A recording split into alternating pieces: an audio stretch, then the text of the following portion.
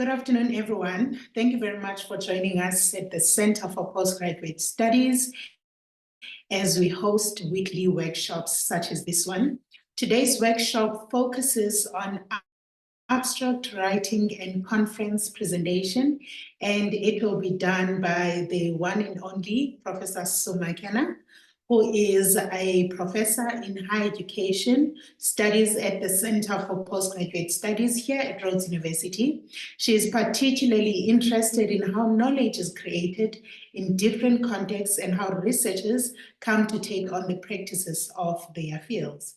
Sue heads up several large funded projects directed towards enhancing postgraduate education across the continent and is the recipient of the 2022 Rhodes University Internationalization Award, as well as the 2022 Vice Chancellor's Book Award. She is also a member of ASAF, as well as an NRF B-rated scientist. Just before handing over to Sue to do this workshop for us, I'd like to remind you about a few things. One, our annual Triminette thesis is closing tomorrow. Please make sure that you submit your Triminette thesis video. Already will be posting the link to go to our website so that you can see how to do the video, as well as actually click on the past entries to see their videos in order to have an idea of how you can do your own video. But also, we are having our annual conference that is coming up, and we are accepting registrations, which are free, as well as abstract submissions for people who want to present their work, which is something that Sue will be speaking about today. And of course, we will post our evaluation link for you to please evaluate this workshop and many other engagements that we have here at the Center for Postgraduate Studies. So it is always a pleasure to learn from you and to have you around. Thank you so much. I know you are on sabbatical, so thank you for taking this time to speak to us about abstract writing and conference presentation. Over to you. Thank you so much, Asipe, and thank you to those who have joined us. I'm going to share a screen. I am, as Asipe said, I am on sabbatical, so it's confession time. I'm not turning on my camera because I am right now under my blankets in bed. And so that would be highly unprofessional. That's the first thing I can tell you about presenting at an academic conference. You should not present at an academic conference while lying in bed. Shocking behavior, but there you are. And I'm going to talk to you. We've got an hour. I'm hopefully going to talk for less than an hour. I always talk too much, but I'm hopefully going to talk for less than an hour, so there is time for a bit of conversation at the end. But if, as I'm talking, you think of a question, something I say is not clear, you want some advice on something, just shove it in the chat bar or put up your hand, and I'm very happy to be interrupted to hear from you. So before I begin, though, I just want to make an absolute urgent call to all of you to submit an abstract for the postgraduate conference and to submit a 3-minute thesis video. I'm going to talk very briefly about those two before I talk more generally about the academic art and craft of writing an abstract and the academic art and craft of presenting at a conference. So let me first specifically talk about these two events that the Center for Postgraduate Studies hosts. The first one is the Postgraduate Conference. And you can see there is the website. It's tinyurl.com. So it's tinyurl.com/RUPG 2024. So it's the Rhodes University Postgraduate Conference 2024. tinyurl.com/RUPG 2024. And this conference, which is held every year and it's open to all postgraduate students and postdoctoral fellows and staff members, is a really amazing opportunity to practice speaking about your research to an audience. And there's all sorts of reasons why you should learn how to do that. Firstly, because it's important that we don't only speak to specialists in our field, which is typically what we're doing when we publish in an academic journal. We're talking to other people in our field who understand the importance of our field and the importance of our research. And that's important to do because fields are built through conversations amongst specialists. But it's just as important for us to learn to talk about our research to a more interdisciplinary audience, whether that's through newspaper articles, community workshops, or indeed through interdisciplinary conferences such as this one. If you are just starting out with your postgraduate studies and you think, well, I've got nothing to present, I don't have any findings yet, you're already busy with a proposal. So that's what you can present on. You can present on, this is why this study needs to be done. This is the research area that my study will address. This is what the initial literature that I've read says about my topic. So it really doesn't matter where you are with your studies. You should present at this conference. It's a great opportunity to build your confidence, to get feedback from your peers, to practice being able to talk about your research in much more accessible, everyday terminology, because the conference is attended by people from across the faculties. There's a few more reasons why you should submit to this conference. The first is that it's a really supportive space. Some academic conferences can be quite critical spaces. You can be quite nervous. That's not what this is at all. It's a supportive space to share your research with others in your university community. So it's a good place to practice conference presentations. Another reason is you put it on your CV that you have presented your research at this conference. And if you are applying for jobs, if you are applying for funding, being able to show that you're not only studying for a master's or studying for a PhD, but you're also presenting on your work is really an added bonus. So it's really important to have conference presentations on your CV. And then finally, I can tell you that a lot of funders will not consider you if you don't have a conference presentation. And I discovered that recently. Well, I think year before last, I was asked to be on the initial vetting of applications for national research funding for honors and masters. And at the masters and PhDs, and at the masters and PhD level, because they get thousands of applications and they only have hundreds of scholarships available, they have to do a lot of what's known as desktop rejections, which is really mean and awful. And it's a way of kind of getting rid of a lot of the applications without the specialist panel having to actually read your beautifully detailed, convincing proposal for your research that you've written to them that you want funding for. They need to kind of get rid of more than 50% of the applications before they even actually read them. And they use a way of various ways of doing this. Firstly, if you don't meet the criteria, of course, there are criteria around age, around nationality, around gender around race in different funders. They all have their own criteria. So the first way to get rid of a whole lot is they just cancel all those that don't meet their criteria. But one of the things the NRF looks at is you get a point for having got above. So you have to get above 65 to apply for NRF funding. If you get above 75, you get a point. If you get above 85, you get 2 points.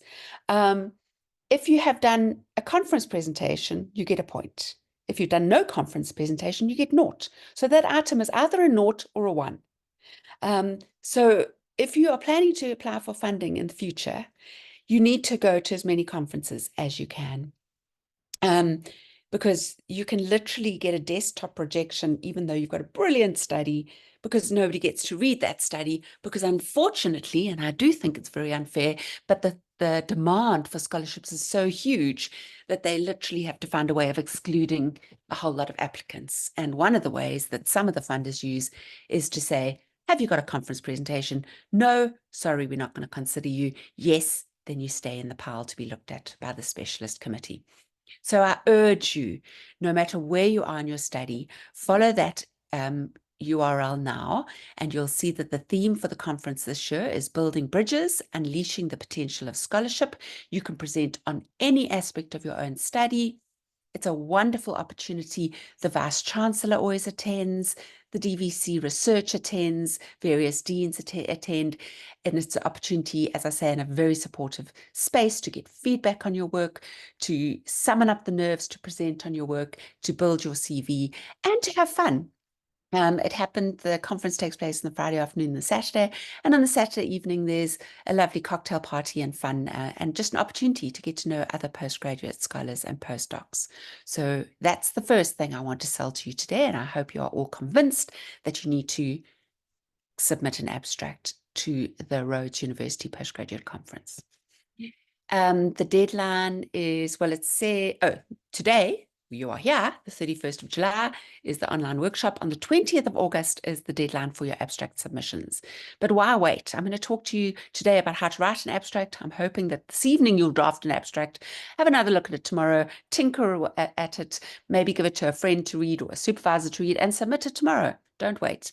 And then the 13th and the 14th is the actual conference. So please, please, please do participate. It really is in your own interests. Then the other thing that the CPGS offers, which again you can include on your CV as a presentation, and that is the 3-minute thesis competition. And the URL for that is tinyurl.com/RU3MT 2024. tinyurl.com/RU3MT 2024. And the 3-minute thesis competition, literally, you have to hold up your phone, record yourself. It's not meant to be any big fancy editing, fancy video equipment. It's just with your phone. And you record yourself speaking for 3 minutes, and only 3 minutes. It may not be more than 3 minutes. So it takes a bit of a while to plan it and to practice it to get it down to 3 minutes. You don't want it to be less than, say, 2.5 minutes, but you don't want it to be more than 3 minutes. Again, speaking in an exciting, accessible way, and telling people about your research and why it's important and why it's interesting. And if you go to that website, you'll not only see the link for where to upload your 3-minute thesis video, but you'll also be able to see some examples of previous years. The prizes for the 3-minute thesis are incredible. So really, you've got to be in it to win it. There are so many prizes. I can tell you that I can't express enough how worthwhile it is. Think about what would be the most catchy, most interesting thing about your study. Hold up your phone and talk into it for 3 minutes. My study is about XYZ. Make it interesting. Have a look at some of the examples on that website. Most people who submit will win. There are prizes for the most popular video. There are prizes for which the deans think are the greatest videos, the DVC. So there are a lot of prizes, everything from pick and pay vouchers to Rhodes University goodies to all manner of absolutely brilliant prizes. And again, it adds to your CV. But what's interesting is because we upload the videos to YouTube, and then once the deadline has come and gone and ended, and all the videos are uploaded, we then put out a notice to say, please go and look at them and vote for your best, because there's a prize for whoever gets the most likes and the most comments. What's been interesting to me is how many people have actually used those videos on their CVs or to tell future employees, like, if you want to, in a letter, if you want to know more about my research, here's a video I made for the 3-minute thesis competition. And there are a few other wonderful spin-offs besides the opportunity to win all these prizes and the opportunity to practice speaking about your research. There's also the fact that our top entrants get sent to the national competition, and we have won the national competition 3 times. We've only entered it 4 times, and we've won the competition 3 times. And I think the prize there is 30,000 Rand for first prize. And we've also last year won the national competition, and so our delegate went off to Norway to the SANORD conference to present her 3-minute thesis at the SANORD conference, and had a wonderful opportunity of going to a foreign country, an international conference, getting to know people there. So really, again, you would be foolish not to just go for it. And here ends the advert. I hope I've convinced you to do both of these 2 events. But also, I just want to talk now more generally about the art of writing an abstract.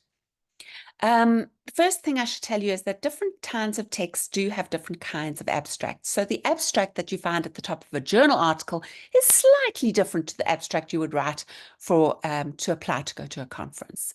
But what they have in common is that they are all attempts at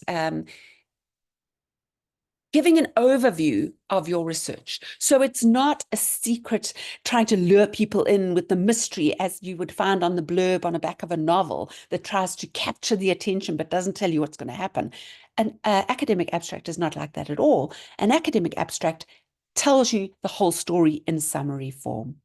And I find this quite a useful little formula that you might want to try and follow when you craft your own abstract. It's a formula that was developed by Kamler and Thompson in their book on writing a doctorate.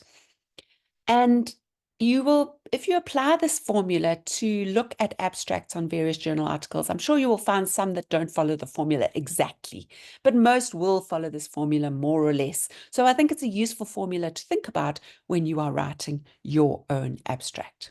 So they suggest that an abstract follows these 4 steps, usually, but not always, in this order. Step number 1 is to locate the article or the conference presentation or whatever it is. So you start off with a sentence or a phrase or 2 sentences. The first part is usually, here's the big conversation, the big issue. This is the big problem area that my study is part of. So that is much bigger than your study. It's the bigger problem area in which your study is a small part. So for example, something like tuberculosis remains one of the biggest killers in South Africa, despite there being good medication for it. So that's the big location. Your study might be on a particular compliance with a particular TB medication, but the opening sentence is tuberculosis remains this big killer. Or you might start with a big sentence like, while there are climate change denialists around the world, the effects of climate change are being felt by people, particularly in the global south. Then you go on to do your specific aspect of it. But you start off by kind of pulling your reader in, by making it clear, this is the big area, the bigger location, the bigger problem that I am part of, the bigger conversation. So you start off with locate. Your second step, most commonly, is to focus. So that's, okay, this is the big problem was step number 1. Step number 2, this is the specific part of the problem I'm looking at. So to go back to my examples, tuberculosis remains a killer even though there's good medication. That's the location. The second sentence, focus, could be something like compliance in taking TB medication once the symptoms have abated is a significant issue. So then I know, okay, you're honing in on compliance and medication. Or to use my second example, climate change denialists continue to exist even while the effects of climate change are being felt, especially in the global south.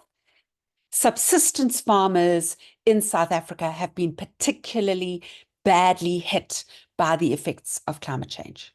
So I've gone from the big problem of climate change to the specific issue that my research is about, which is subsistence farmers in the global south. Step number 3, you report. Tell us what you did. And it might not be an empirical study. Maybe you're reporting an empirical study, in which case you tell us what data you collected, how you collected it, how you analyzed it, what did you find. Or it might be that you are doing, for example, presenting on a literature review, in which case you make it clear that this is a literature review in which you engage with all the literature, most recent literature on these 3 issues. Or, in some way or other, you report what it is that this paper, this article, this presentation is about. So you summarize your main findings, you tell us what you did.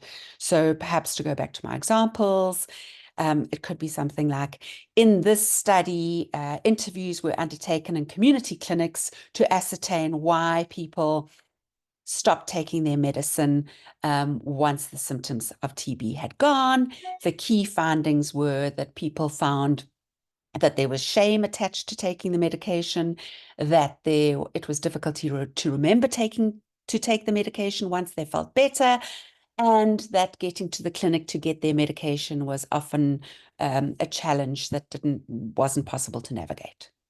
So you literally, what did you do? How did you do it? What did you find? No secrets, no hidden mysteries. You sum up the study. That's step number 3. That's usually the biggest part of the abstract. And then step number 4 is, what is the contribution? So it's the so what question. So to go back to my example, so your argument, and that word argument, it doesn't mean argument like in English where, to fight, to be oppositional. It can be that you agree with the literature. It doesn't mean that you're necessarily fighting. It just means argument in academic world doesn't mean to be oppositional. It means to take a position and to try to convince your reader of that position. So it's the so what? What is the contribution of this paper? So to go back to my examples, it could be something like, to use the TB example, this study suggests that more personalized follow-up is needed to ensure that people who have had TB continue with their maintenance dose until that process is completed. Or this study suggests that we need stronger government incentives and awareness campaigns about the necessity to complete the dosage. Or to look at the climate change one with subsistence farmers, it could be something like, this study demonstrates that the effects of climate change need to be more widely circulated in an awareness raising campaign to stop climate change denialism. Or this study demonstrates that the South African government needs to consider carefully funding priorities in relation to subsistence farmers who have been gravely hit by the consequences of climate change. So that is their formula, which is really, I think, quite useful if you're wanting to sit down today and write an abstract. What is the big argument? What is your specific part of that argument? What did you actually do and find? And then, so what? What are you hoping that when I've finished reading your article, when I've finished listening to your conference presentation, what will I learn from it? What will the take-home message be? What is the gift that you are offering to me through your study? It can't just be a report on your study, because many, many people do all sorts of reports and they have all sorts of research and they report on that to their funders. But actually, the rest of us don't really care, to be honest. It's no good just reporting what you did. You need to make us convinced that this is important for us, that we need to learn something from it. So that's why that last bullet is important. The argument, the take-home message. What should we learn from your study? What should we do with what you've taught us? What action would you like to see happen? Kamler and Thompson also found that most novice writers of abstracts generally did step number 2 and number 3, and they often left out step number 1 and number 4. So they would go straight in. The first sentence would be their specific focus. So they didn't kind of give that bigger location. And that bigger location sentence is what draws people in who might be interested in the bigger problem, but not specifically interested in subsistence farming, for example, or not specifically interested in compliance with TB medication, but they are interested in the bigger issue of tuberculosis remaining a killer, or they are interested in the bigger issue of climate change. So you lure them in with that bigger sentence and then show them what aspect. They also found that there was that novice writers spent a lot of time on the reporting. This is what I did. This is how I did it. This is what I found. And they didn't go on to say the so what. This is why it's important. And you need to have that final step. I think I must just pause for a second before I go on to conference presentations. Does that make sense to people? Is that useful? Is that something you're going to try, that formula? Locate, focus, report, argue. I'm talking into a blank screen, so I just want to check if you're all still happy. You're all still with me.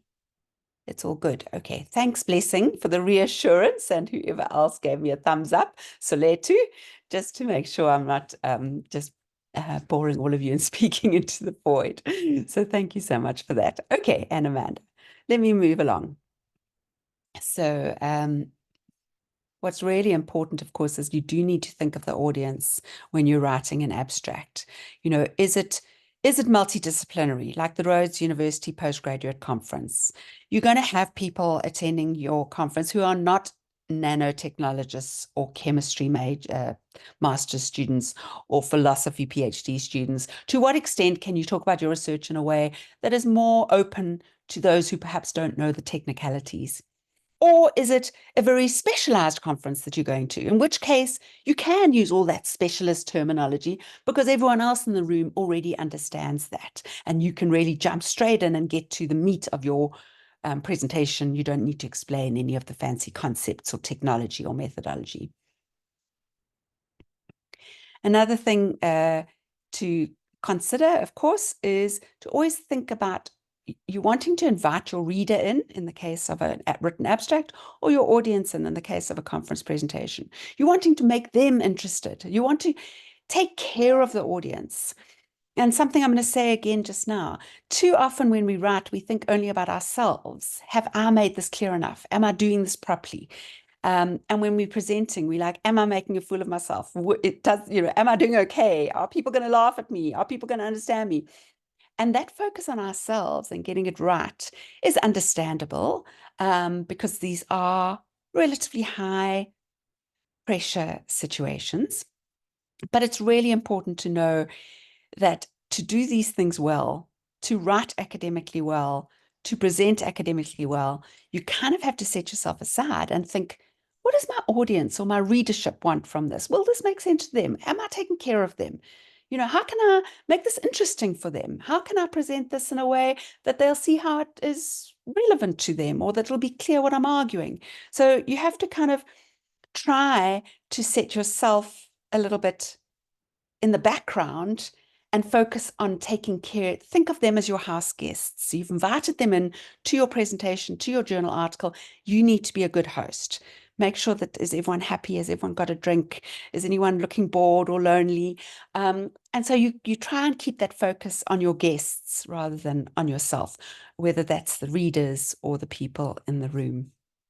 And I know that a lot of novice researchers, like probably some of you in the room, might well suffer from what's known as imposter syndrome, that sort of sense that you've kind of somehow either conned your way, or maybe you didn't even mean to, but here you are. You find yourself as a master's student, a PhD student, whatever it is, and you don't really belong here. You know that sooner or later you're going to be found out.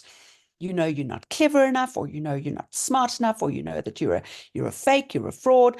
Those very negative internal voices that some people who suffer from imposter syndrome have can really make it very difficult for them to write, thinking of their guests, their audience, their readership. It makes it very difficult for them to present their work, because they constantly have this voice in their head going, you don't know what you're talking about, you're not good enough. And it's really a challenge to say, you know what, this is not about me. This is about my audience. Are they interested? Smile, be interested in them. Keep eye contact. Think about what you can say that'll be interesting to them. And that's hard to do. If you have imposter syndrome, you've got to find a way to silence those extremely negative lying voices in your head. I can assure you that if you're a postgraduate student at Rhodes University, you belong here. You have done, whether your internal voice tells you lies or not, you have done what it takes to get here. So you need to have that confidence so that you can stop focusing on yourself and focus on your reader or your audience. So you need to decide what it is that you're trying to do with your presentation. And again, to go back to this idea of an argument, what is it that you really hope to convince your audience of? And too many novice presenters think that their job is to just report on their study. So I did this, and then I did this, and then I did this, and then I found this, and then I found this. But unfortunately, most of us, I hate to say this, we're so busy with so many things. I'm not going to sit in every conference presentation. I'm not going to read every news article. I'm not going to read every academic article. I'm going to attend those conference presentations that look interesting, and I'm going to pay attention to those that keep being interesting rather than just pulling out my phone. I'm going to read the articles that go like, oh, wow, this is something important. So you need to know right from the beginning, what do you hope your audience will learn from your 10-minute presentation? What is the one thing you hope to convince them of? And it might be quite specialist if it's a specialist journal or a specialist conference. So it might be a very particular, you wanting them to convince them that X, Y, Z is 1, 2, 3 of the ABC, you know, which of course makes no sense to me, but it might make sense to your audience. So it might be a very specific specialist thing you're trying to convince them of, or it might be a broader thing, like the examples I gave, which are quite broad, like, you know, government needs to give more subsidies to subsistence farmers because they're being hit by climate change. So, but whatever it is, it can't just be a report on what your study did. You are reporting on what your study did in order to convince your audience of, you need to decide of what. You are there to teach us something. You are there to convince us of something. You are there to offer us a gift, a contribution, something to mull over, something to surprise us perhaps, something to give us a new insight. You need to be clear what it is that you are offering us as your guests. What is the gift you are giving us? So you can't just report. You need to report in order to give us the gift. So you want to be enthusiastic. Of course, a key reason is that you want to get feedback or assistance on an issue. And there's no harm in actually saying to the audience, this is where I'm at with my study. This is what's troubling me at the moment. I would love to get feedback on this issue. So don't feel that you have to have it all sewn up, that you can just say, and here's my gift to you. This is what I want to argue. If you are still at the stage where you're very unsure and I don't know what I'm arguing, you can make that your contribution to say, I'm going to be presenting on my study this far and what I found, and I'm going to end by explaining something I'm battling with in the hopes that some of you can give me feedback. That's absolutely fine. And you can contribute to a field. You know, it's very rare that research is done that is Nobel Prize winning worthy. Perhaps some of you will be lucky enough to do that, but most of us just build a field by making our small little contributions. And that's actually how human knowledge is made, with all of these small little contributions that help us to understand a particular phenomenon better. So if you can just be clear, what is your small little contribution, you'll have done very well indeed. Right, and you can't present your whole thesis in 10 minutes or 15 minutes. So you probably need, especially those of you that are near the end of your study, you need to decide what particular aspect, what standalone argument, what thread, what portion. You might want to just present your literature review or just one of your key findings, or take one particular argument that goes through your whole study. I think it's really hard to try and give the complexity of an entire thesis in 10 minutes. And most people who try to do that end up running out of time and confusing the audience. So I would suggest trying quite hard to say, what's one small gift can I contribute to my audience? I'm not going to give them my entire thesis. So why should we present? I've already said this. You present at a conference to share your knowledge, to join a conversation, especially international conferences where you are speaking to experts in your field. It's an opportunity for you to share your research, but also to listen to others, of course, and to consider the fact that you are now a novice member of that field. So when you are listening to these keynote speakers, yes, they're a bit further along than you, but they are members of the same field, the same community that you are now a member of. So you are joining that conversation that you've been reading about, that you've been trying to contribute through to in your laboratory or your field work or your experiment work or whatever it is. And of course, you are making an argument, not a fight, but an argument, a contribution. I've already said this. It shouldn't just be a show and tell of I did this and this and this. There needs to be a purpose that you're telling us about what you did in order to, could be to teach us something or to argue for a particular position or to demonstrate a particular contribution. It can't just be telling us about your research. It has to make a contribution. I've said this, academics make arguments, so it's definitely not an argument in the traditional English sense of the word. It doesn't have to be, it can be confrontational in the sense that you might want to stand up there and say why prior research was wrong or previous literature had a blind spot. You can certainly take an oppositional position, but very often you won't be.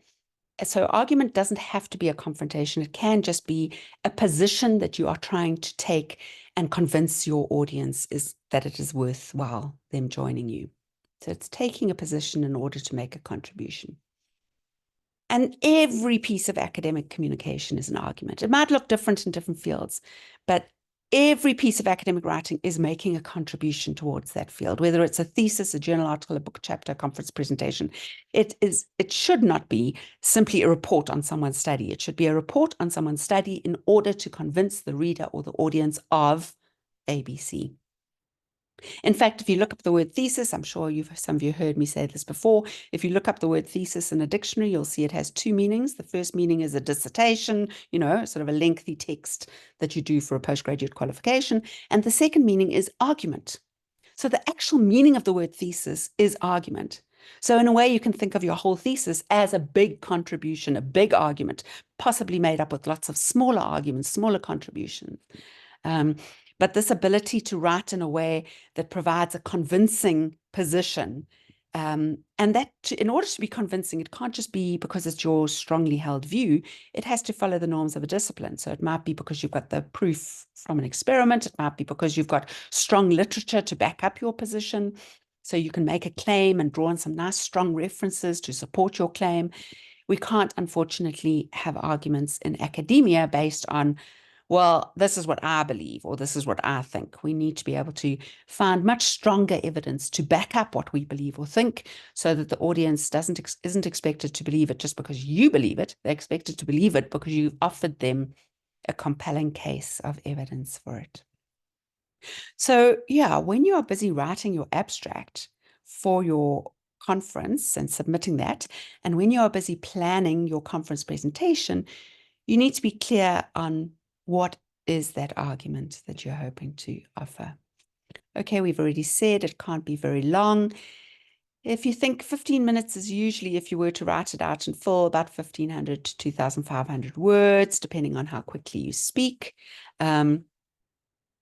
Probably if it's 10 minutes, you're probably looking at about 1,000 words, just over 1,000 words. So that's quite helpful, because a lot of people think that they're just going to quickly sell their entire master's or PhD study or honors study. I should take note on this. Keep it simple. Don't rush. I'm always rushing. I always talk too fast. It's not good. You lose your audience if you talk too fast, especially if you're talking on very complex technical stuff. So rather keep it simple so that you can say less in a better way, in a more convincing way, in a more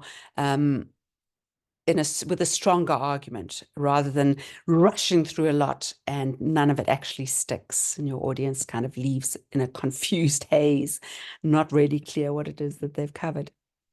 I've already said that. Don't try and give all the contributions, all the arguments, all the positions that you have in your entire study. Try and be clear with yourself. What is the one thing that I'd like to present in a way that by the end of my 10 or 15 minutes, people are convinced of? Yeah, smile. That's quite hard.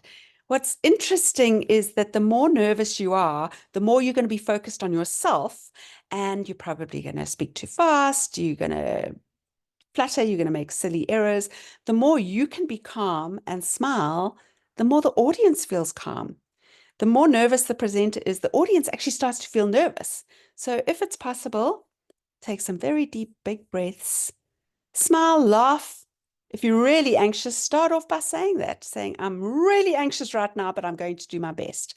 And I don't think that's something that you should do unless you really need to. But if you do really need to, if you are really, really nervous that you're barely managing to get a word out, it's actually, it can be a good way of making everyone feel more relaxed by saying, I'm so sorry, I'm incredibly nervous right now. I'm just going to do my best. You'll be amazed how the audience go, oh, it's fine, or they give you a big smile, or you've got this. So if you're making a mess, you're halfway through, things are going horribly wrong, stop, take a breath and say, I'm sorry that my nervousness is making this such a challenge, or I'm really nervous and it's clear, and let me do my best. I think that just really helps everyone else relax, take a breath, and they will be on your side. So you want to be confident and enthusiastic. You're wanting to offer this gift to your guests. You're wanting to say, hey, guys, I've got this really exciting thing to tell you about. And in the next 10 minutes, I'm going to tell you this research I've done, which is, it's an important contribution. You're wanting to have that enthusiasm because nothing an audience likes more than enthusiasm, than a sense of, hey, I've got to learn about something really useful, important, significant, and so on. The audience is generally on your side. It's very rare that the audience is not on your side. The audience, they want you to do well. And that's why I say you can literally say, I'm very nervous, and they will reassure you. You need to remember that this audience is there because they want to learn from you. So you actually have the upper hand, and you need to keep that confidence. They want to learn something from you. And this might sound harsh. In fact, it probably is harsh. But often the high levels of anxiety that some people feel when they're doing public speaking is because of that internal voice. They think it's about me. I'm not good enough. I'm so stupid. Or I'm gonna make a fool of myself. I'm not going to be able to do this. And it's not about you. It's about the work. It's about the message you have, the argument, the gift that you're giving. Focus on that. This is not about you. I'm sorry to say this to you. Anxiety typically lies because it's based on our ego, not in a sort of narcissistic way, but our ego of self-doubt. And if we can go into that space and say, this is what I want to argue, this is my contribution, and focus on that, focus on your audience, and focus on the gift that you are giving them.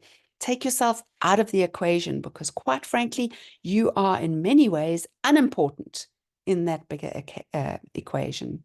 It's not about you. It's about what you have to say, and it's about taking care of your audience. So I definitely think that the Rhodes University Postgraduate Conference is I think most conferences are supportive, but this is a particularly supportive space. We really, as a community, want to celebrate the phenomenal work that people are doing in such varied topics and areas. For me, it's always like going to the postgraduate conference. I can one moment be learning about nanotechnology. The next moment I'm learning about Victorian literature. The next moment I'm learning about Xhosa myths and stories that have been passed down through generations. It's quite mind-blowing to realize with great excitement the work that is being done across our university.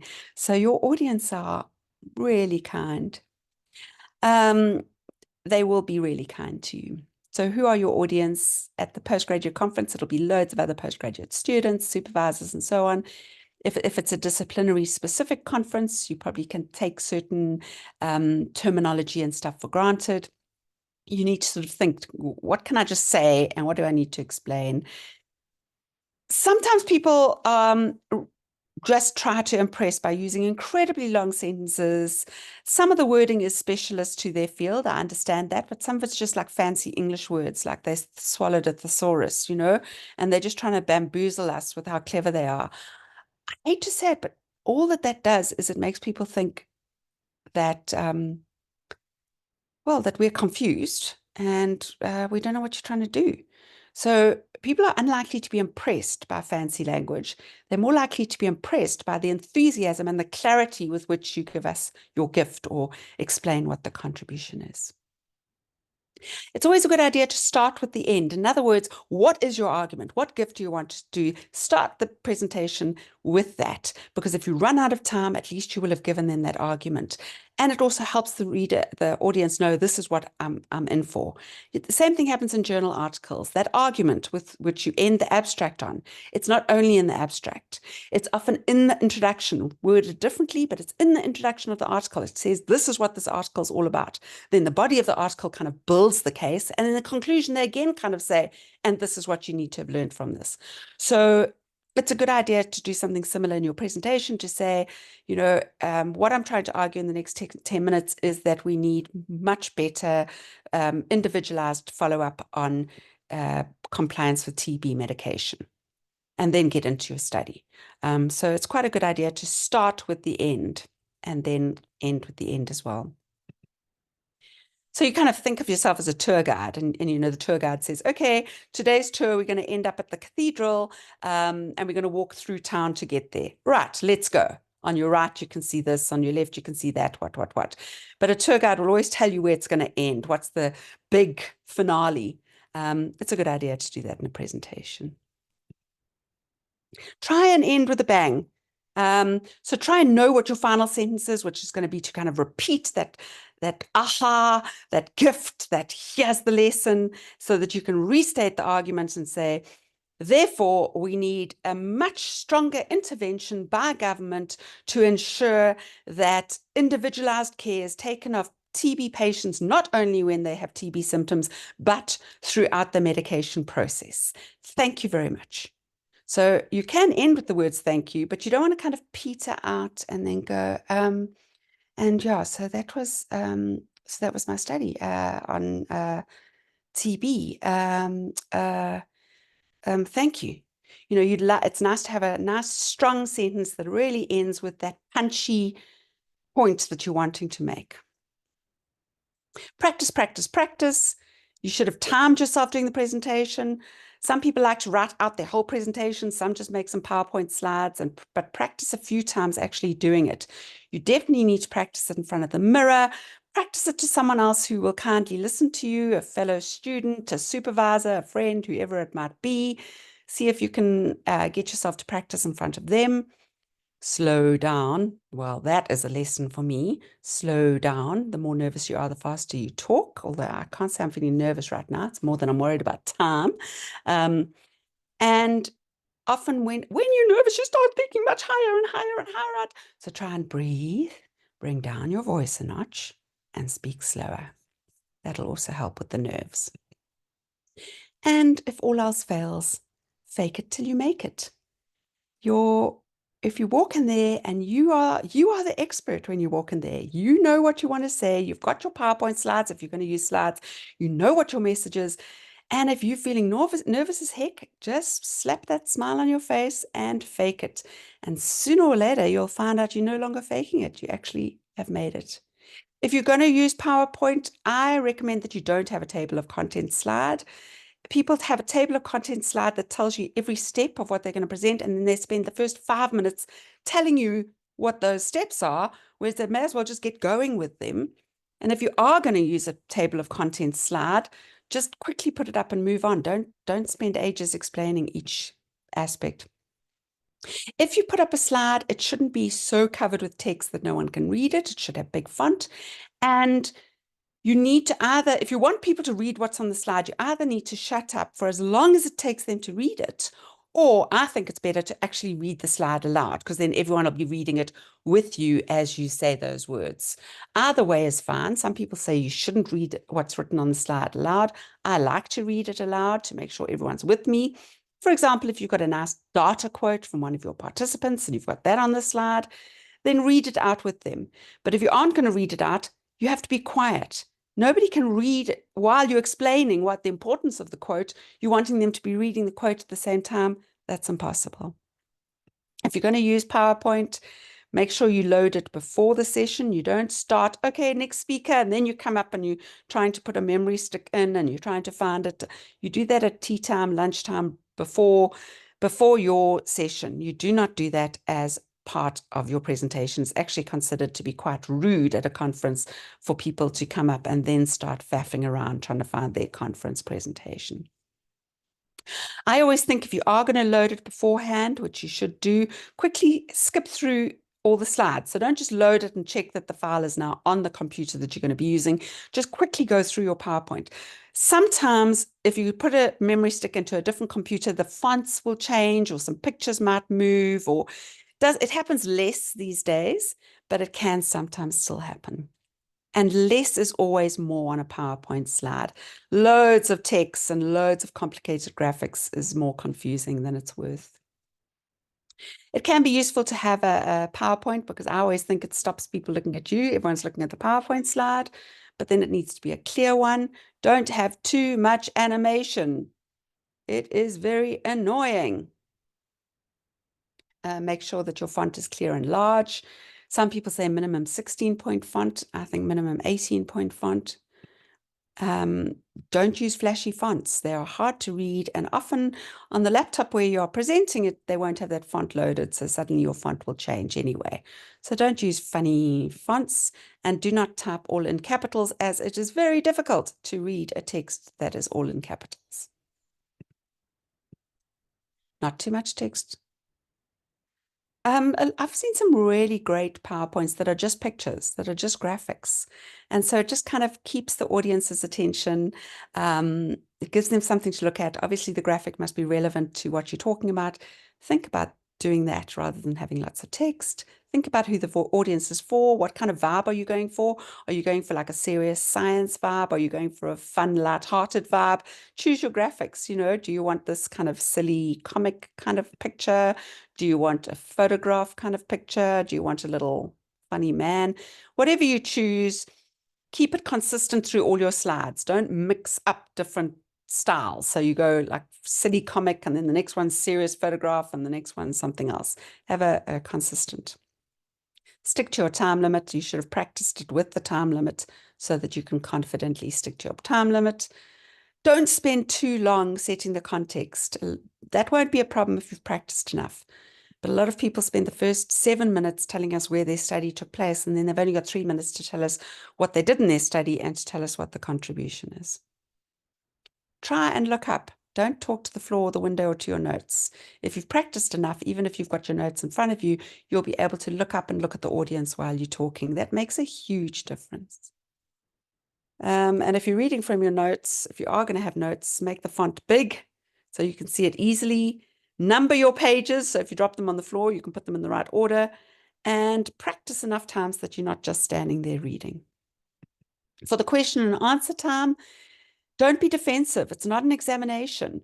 So, it's an opportunity for you to learn from your audience. And if they ask you something and you really don't know what the hell they're talking about, you can always just say something like, oh, thank you for that question. I need to think about that some more. Or I'm not sure about that. Can you chat to me about that afterwards?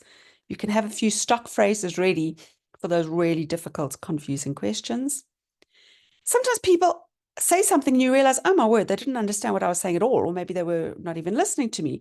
You can correct them, but you don't want to make your audience feel stupid. And if you are rude to a single member of the audience, the whole audience will feel like, that you're going to be rude to them. So even if you have to correct someone, do so politely.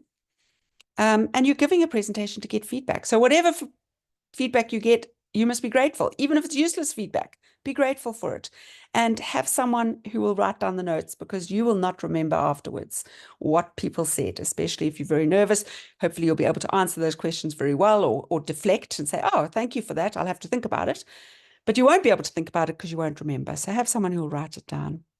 And remember, you have to take the feedback from whence it comes. Some people giving you feedback won't really understand your topic, and they might give you good feedback, but they might give you useless feedback, and that's okay. You can say, oh, thank you so much, and just totally ignore it. So try and relax. Try and remember that your audience is here to share, to learn. You are here to share, and try and make the most of it. And importantly, network, whether it's at the Rhodes University Postgraduate Conference or any other conference. It's hard, but it's at tea times. Go up and talk to speakers who you found useful. If you find the keynote really useful, go up and introduce yourself. Tell them about your work. Those collaborations can lead to all sorts of future connections and grants. And I can't tell you how many people I've met at conferences. I've gone up and chatted to them afterwards. And then I've used them as examiners for my students, or I've ended up getting funded collaborations with them, or they've borne me in mind ages later and said, don't know if you remember me, but I met you at this conference. I'm interested in doing this. Do you want to come on board with me? So I know small talk can be a pain, but try not to just hang out with your besties. Try and go up and speak to other people. Have fun and enjoy yourself. And that is, and I just managed it within an hour, so that probably is not a great example of how to keep time, but let's use the last few minutes just asking any questions. Please do put up your hand or just unmute yourself. And while you are thinking of that, I just want to remind you that in the chat bar, there are 3 things for you to note. Firstly, there's a link to the Google form to evaluate this workshop. It's really important to us to have valuations. It's one of the ways in which CPGS has to report on whether we've been doing anything with our time, and evaluations help us to say, yes, people did enjoy it, or it's also very importantly a way of telling us what didn't work for you and what you want more of in the future. So please follow that link, and then you'll also see the links for the postgraduate conference and the 3-minute thesis. I am going to stop talking now.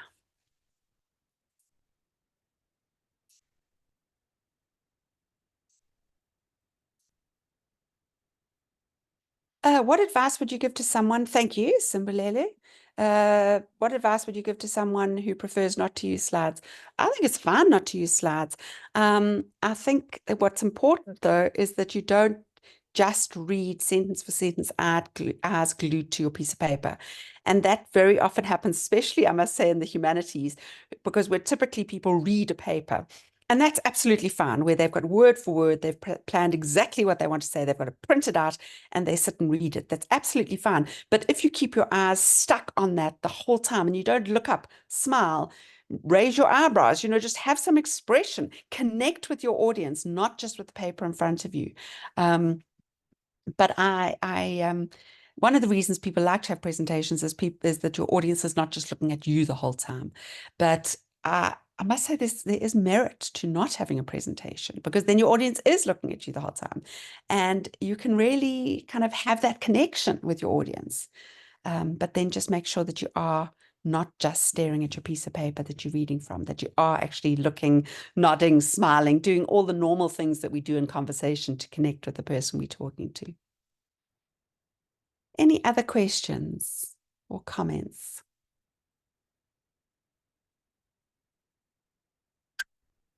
Thanks, David. What advice would you give to someone who's never given a public speak of any sort of presentation? Yeah, social anxiety is a very real thing. I think that the only advice I can give you might sound banal and twee, but really it's about practice, practice, practice. Put yourself out there. Submit as many abstracts as you can to any conferences, especially one like this, where firstly it's a very friendly space, and secondly it's free, which is not very common in a conference. But wherever you can, the more social anxiety you have, the more you kind of have to force yourself to get out there and try.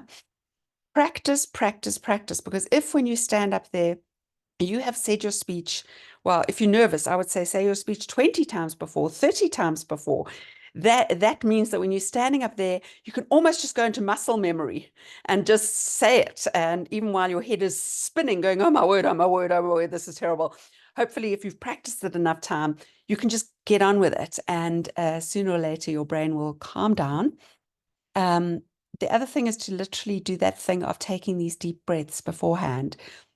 Slow, deep breaths, slow yourself down, and to know that if you make a complete stuff up, you can say, so sorry about that, guys. I'm really nervous. As you can tell, I'm really nervous.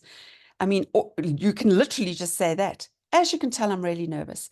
And most audiences are then going to go like, oh, no, I'm so sorry. Like, it's okay. We're with you. Keep going. And then I sometimes think it helps to catastrophize. What's the worst that can happen? The absolute worst that can happen. You can stand up there and make a complete hash of it, be incoherent, say 5 words, have a panic attack, leave the room. Those are awful if they happen to you. But in none of those cases is it the end of the world. In none of those cases is anything going to change in terms of your research career, your trajectory, your worthiness as a human being. So really, I think we make these things high stakes. They're really not, it's just an opportunity to share your research and get some feedback. It's nothing more than that. And we've got to tell our voice in our head to get a grip sometimes, for goodness sakes. This is my research, and I'm just talking to these people in my research, and I can make a complete stuff up, and so what? I will wake the next day, and life will go on. None of us are brain surgeons. When brain surgeons have a bad day, there's a corpse on the table. We're not going to kill anyone. The worst conference presentation in the world has never killed anyone. Nancy, thanks for your question. Advice for those presenting at an international, online, or hybrid conference. I hate hybrid conferences. I like online conferences, although I feel I miss out on all that conversation with people separately over tea and stuff. But I always find hybrid particularly difficult because you're online, half the people are in the room, you don't know, it's hard to see because you're looking at your slides instead of looking at them. I guess the main thing is, again, comes down to practice, practice, practice. Check your connection beforehand. Have your PowerPoint open so that you can share screen. Don't, like I often do, have 50,000 things open so that when it comes time to share your screen, you've got to try and find which screen you're sharing. Try and have everything else closed other than the Zoom or Teams or whatever you're using, plus the presentation if you're using one. Test your microphone beforehand. I'm told it's always much better to actually have plug-in headphones and microphone. I don't use them myself, and I present in a lot of international conferences. But I think it depends on your computer. You can always ask a friend if you can Zoom them or Microsoft Teams them or whatever the platform for the conference is, and practice your presentation to them online rather than practicing face-to-face. If you're going to present online, practice online. I'm probably going to say your name wrong. Saaleha. Sorry, apologies if I've said that wrong. Saaleha. I hope that's right, Saaleha. Advice for presenting qualitative data mainly shared as texts. I love getting bits of texts on, hearing the actual voices of the participants. And that's where I say, don't just shove that text up there and then carry on talking about it. No one can listen to you and read the text. So I think read the text aloud to them. Use ellipses where you cut out any words that are not absolutely central to the point you're trying to make with that data quote. So if they say something relevant and then something not so relevant and then something relevant, cut out the not so relevant bits and use the 3 dots. It's never more than 3 dots. It's just 3 dots to show some part has been cut out here. You want to keep the quotes as short and snappy as possible. Don't have very, very long quotes. If you can possibly reduce them, reduce them. You want them to be short and sharp. As to making them aesthetically pleasing, there are so many lovely templates and ways of using fonts. You can even, depending on your ethical clearance, have little voice bites where you have the text on the screen, but you also have that little segment of the audio from the interview, and you just click play so that as people read the text, they actually hear the original person saying those words. That works really nicely if it's possible. Sometimes it's not ethically possible, or you don't have the technicalities of cutting and editing voice pieces. Is it where am I? Nontutuzelo, you said, is it allowed to present the same paper topic in a local international conference? Yes, it is. You can't publish twice on the same thing. At least you shouldn't, because once you've disseminated your knowledge, it should be out there, and you should point people towards that article if you're wanting to tell them about that work, rather than keep publishing the same thing over and over again. And there's even an accusation of what's called salami slicing, where you take something that really warrants only one journal article, but you slice it so thin to try and get 3 journal articles out of it, and that's frowned upon. You definitely can present it more than once. You don't use the exact same abstract. Firstly, because one of the things I didn't say is that when you go to a conference, you look at their theme, and you should try and craft your abstract to show an awareness, if there is a conference theme, of the connection between your work and that conference theme. But you definitely can present the same findings, the same stuff. As I say, you would recraft the abstract. You wouldn't just cut and paste, but you are definitely allowed to present the same stuff a few times, because each time you're getting feedback which can help you improve it, enhance it, nuance it. Different audience members are going to give you different feedback. So it's not the same as when you publish, and you really should only publish on a finding once, unless you're going to publish something completely different about that finding. Yes, Nancy, you will definitely get these slides. And Soleha, thank you for your generosity at me butchering your name. Thank you, everybody. Unless there are any other questions, I know we are a little bit over time. And just thank you for your attention. And I hope some of that's useful. And most of all, I hope that some of you will go ahead and submit a quick 3-minute video. Just literally, as I say, if you go to that website, the second one on the screen now, you'll find examples. And it's really incredibly easy to build your CV and build your experience and win a prize. And that first one is the abstracts submission for the conference. So I really hope you'll all do that. And thank you, Olwetu. He's once again posted the link to the evaluation. If you can take the time just to quickly fill in the anonymous evaluation, it'll mean a lot to all of us. We really appreciate it. Keep well, everyone. Take care and keep researching.